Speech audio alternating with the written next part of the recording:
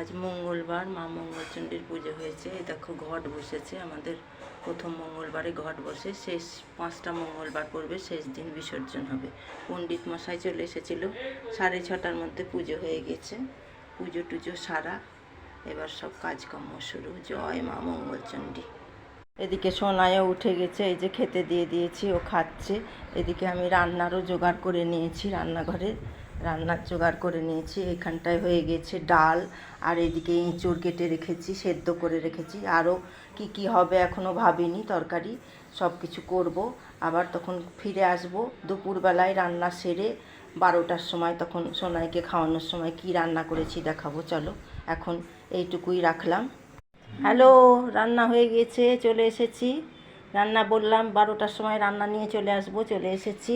কালকের ভেন্ডি ভাজা ছিল, ওটা বাহির করেছি, ও আজকে আর করিনি এটা।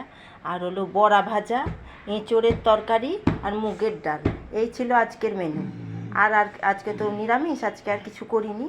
আর ওর তো একটা ভাজা চাই, ভাজা ছাড়া তো চলবেই না, ওই জন্য বড়া ভাজা। বড়া ভাজা খাবা? নাও নাও, ধরো, নাও নাও নাও, খাও। এই যে বড়া ভাজা খাচ্ছে, এবার ভাত খাবে। আসি তাহলে, খাওয়াই সোনাইকে।